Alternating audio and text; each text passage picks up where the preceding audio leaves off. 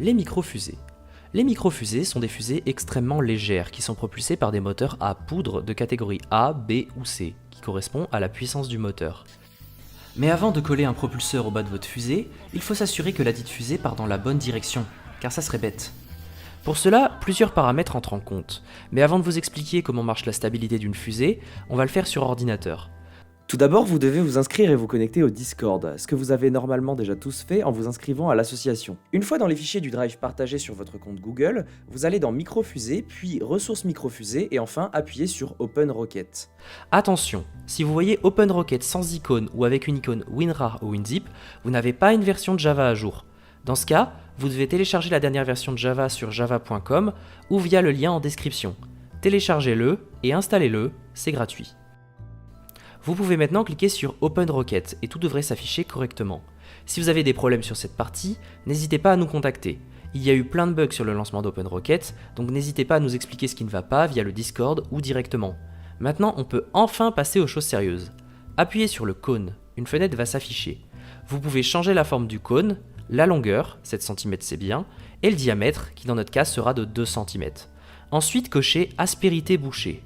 Maintenant, le logiciel considère que la coiffe est pleine, ça va nous servir. Changez maintenant le matériau de la pièce et choisissez le balsa.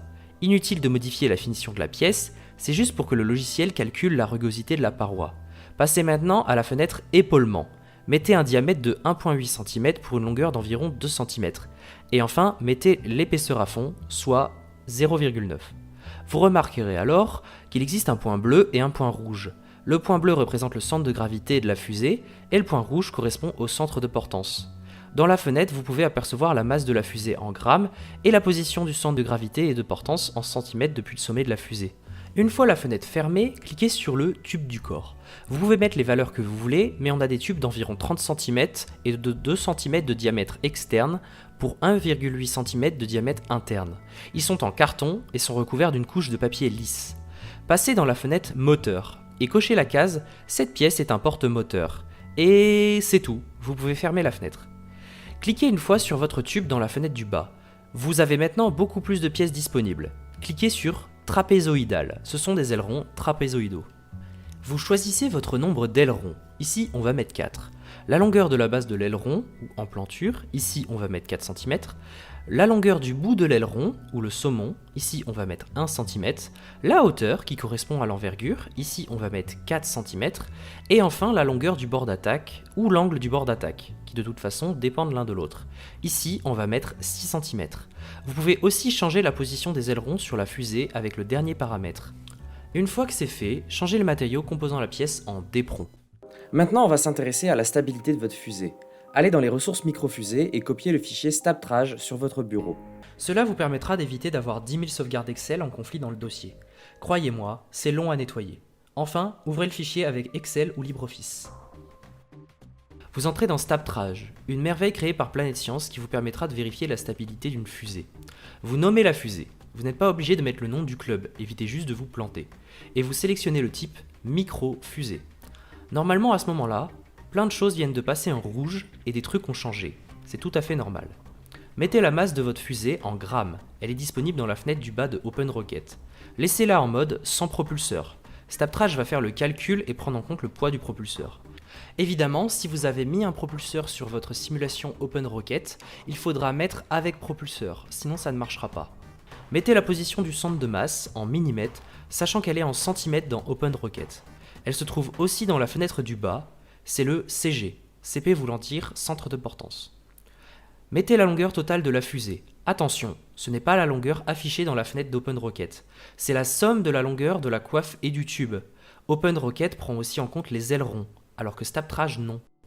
Maintenant, vous changez le moteur de la fusée. Vous pouvez prendre un A, un B et un C. Mais pas un moteur C6 3x2 ou x3. On ne peut pas mettre plusieurs moteurs en même temps. On pourrait, mais c'est très compliqué.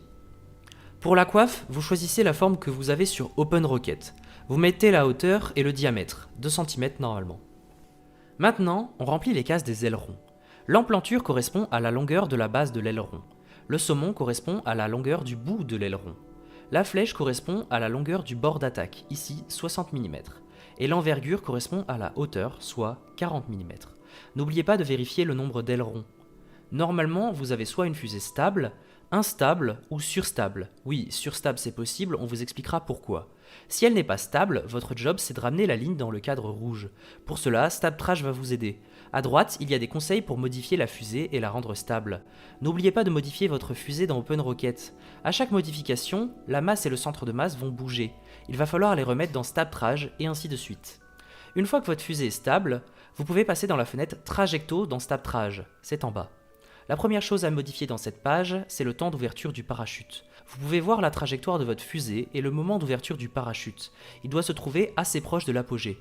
Vous pouvez aussi essayer de modifier votre fusée, dans la page précédente, pour la faire aller le plus haut possible ou le plus vite, etc.